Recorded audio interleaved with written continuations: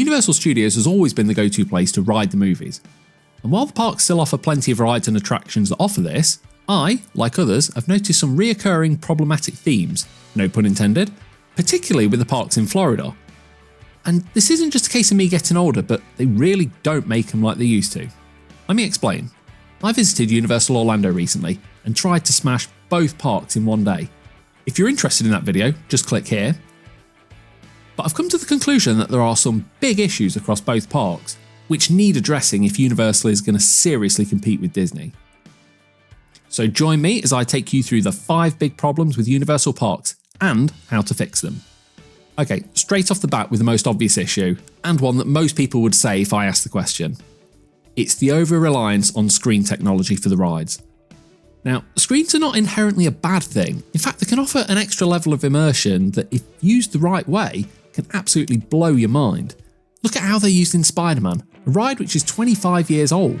The majority of that ride is practical sets, with a screen element to show you something that you'd struggle to do with animatronics. I think the blend of practical sets and effects and screens is what gives that extra level of immersion.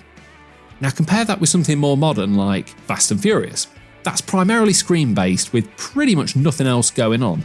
And after the great queue, it feels like such a letdown that you're basically watching a film on what is essentially a moving seat. It might as well just be a simulator. Just look at the number of rides that have screens as the main element of the ride, regardless of how well it's done. You've got Spider-Man, Skull Island, Harry Potter and the Forbidden Journey, Hogwarts Express, Despicable Me, Minion Blast, Race Through New York with Jimmy Fallon, Fast and Furious Supercharged, Escape from Gringotts, The Simpsons, Transformers, The Bourne Stuntacular. Now obviously, in the past, Universal had gone full on in embracing screens, but kind of went overboard in using them in lieu of traditional practical rides. I think this was mainly down to costs and ease. A lot of the screen-based rides were built for a combination of reasons. They saved a lot of money, as using screens is much faster and cheaper than building physical sets. They also replaced aging rides which were very practical based and expensive to run and maintain, such as Jimmy Fallon replacing Twister or Escape from Gringotts replacing Jaws. They've also been copied from other parks and, to be honest, usually from the Hollywood Tram Tour. The issue with this is that they're not really meant to be fully standalone rides. This is what happened with Kong and Fast and Furious. To be fair, this does seem to be improving now, as apart from Minion Blast, the last couple of rides built or rethemed have been practical, like the Troller Coaster, Hagrid's, Velocicoaster, and then looking towards Epic Universe, there does appear to be less reliance on screens. Although I think it'll be really interesting to see how they handle both the Harry Potter and the Dark Universe rides. We've seen some amazing animatronics for the latter, so I'm really hopeful that screens aren't going to dominate that ride. Although saying that, I do feel like Harry Potter's going to need the screen, so it just depends on how it's implemented. But again, I'm hopeful it's going to be spectacular. To fix this, Universal need to carry on down the path of moving away from screens as the main aspect of the ride. It's fine to use them in moderation and where it would be too difficult to use practical effects. Think of it as using CGI in films. Take the original Jurassic Park from 1993. Practical animatronics were used in basically every possible situation, and CGI was just used to enhance those, to add a degree of movement that would be impossible. That's how screens should be used. If not, you end up something that looks like the Star Wars prequels, where CGI is used everywhere, just because it can. And I know animatronics can be expensive. I mean, just look at this in the Navi River Adventure ride. It looks unbelievable, amazing, better than anything we've seen at Universal. And I know it's expensive, but that just attracts so many people to what is basically a very mediocre and boring boat ride. I also mentioned that Universal was saving money by copying rides from other parks, and I get that completely. But wouldn't it be great if they copied some of the stuff from the Asia parks? Florida is crying out for the Jurassic World Adventure ride from Shanghai. It looks incredible. It's got great use of screens, but look at that animatronic. Not even Disney have got an animatronic that chases after you. Although I do have a sneaky suspicion that that ride is being saved for something, and that something is the proposed park in the UK, but time will tell. So let's carry on seeing more practical effects, less screens. If you're enjoying this video, then please hit that subscribe button and maybe drop a comment if you're feeling generous. Years ago, there were multiple rides with actors either in the queue or in the ride itself.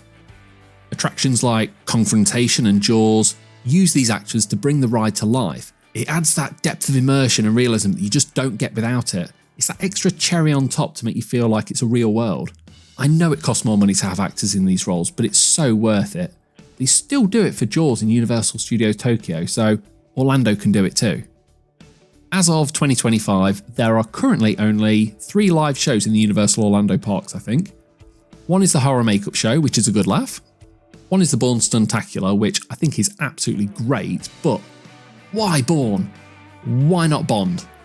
And the other is the Animal Actors Show, which is decent for animal lovers or as a one-off, but it doesn't have much replay value really. Gone are the good old days of Beetlejuice's Graveyard Review, the Wild West Stunt Show, Fear Factor Live, Sinbad, the End of the Day Stunt Spectacular, and even the odd temporary event. I remember a random Tony Hawk and Matt Hoffman BMX show in Islands of Adventure years ago.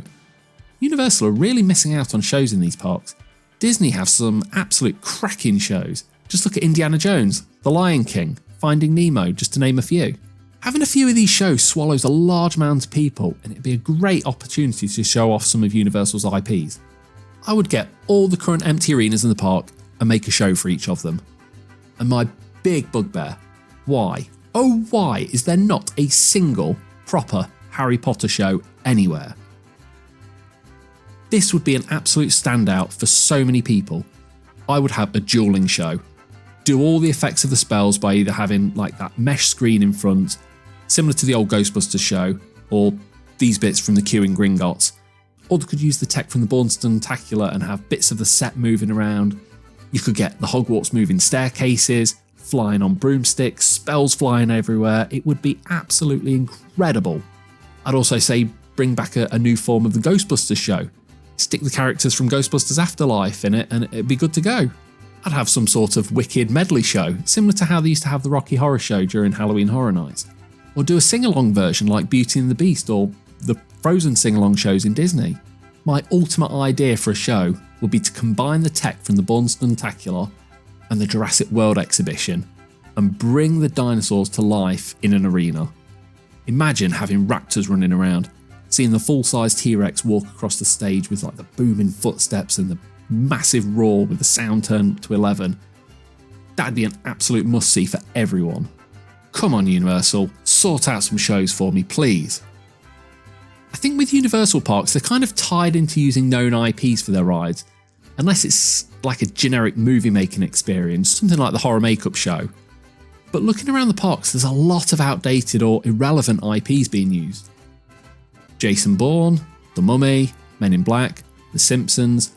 And I'm not saying I dislike any of these, but there's nothing new and exciting with any of them. And they're not the mega iconic IPs from Universal like Jaws or King Kong were. And without being either relevant or iconic, it kind of gives people the mindset of, who cares?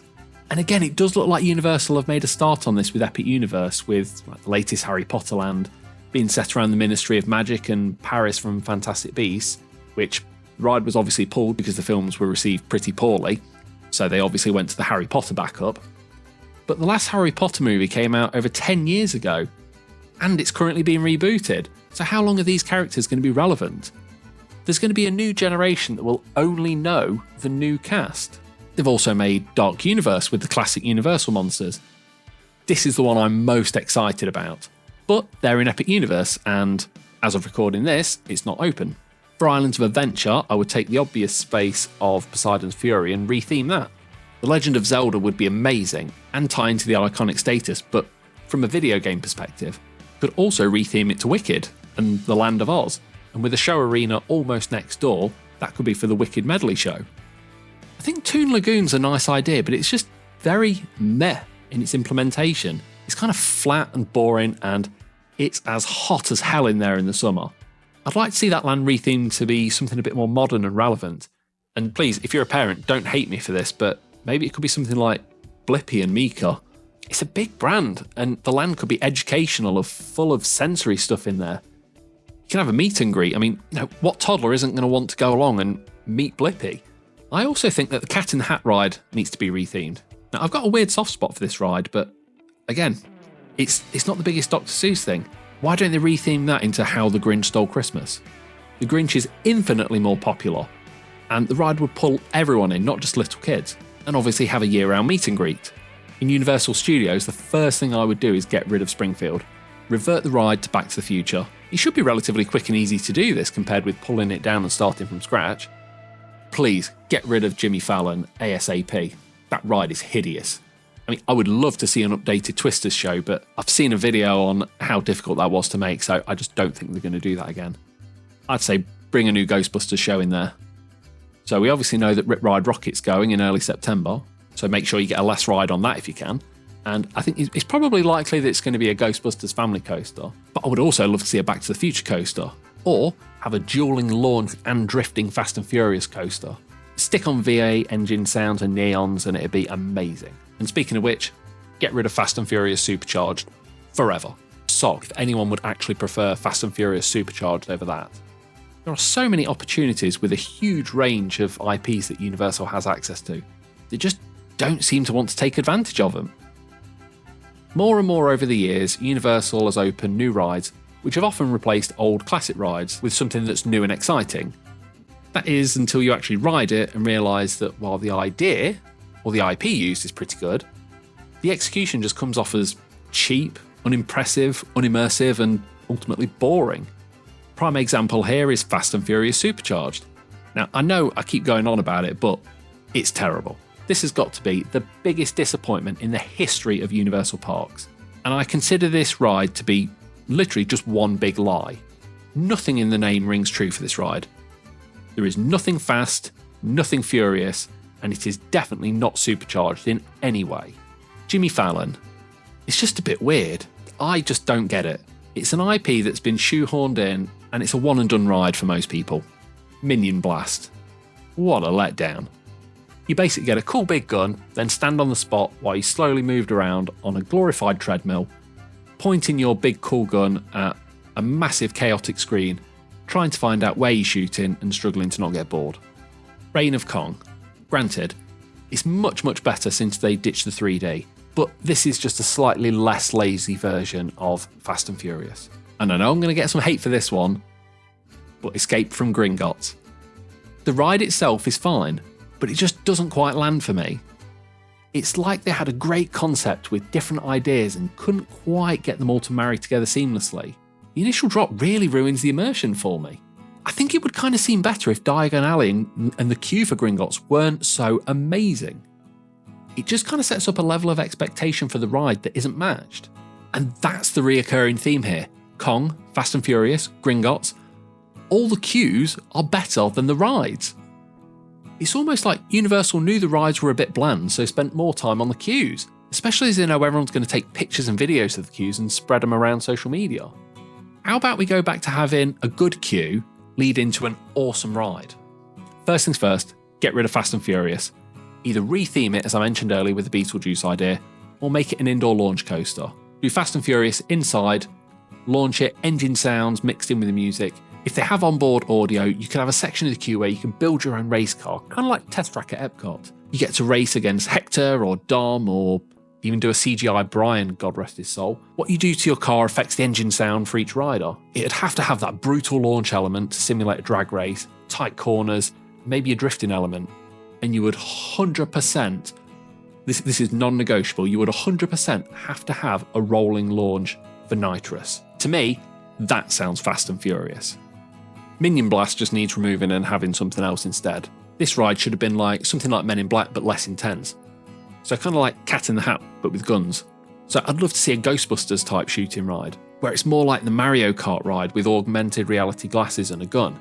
The glasses would let you see the ghosts and the streams from your proton pack, and you could drive around catching ghosts.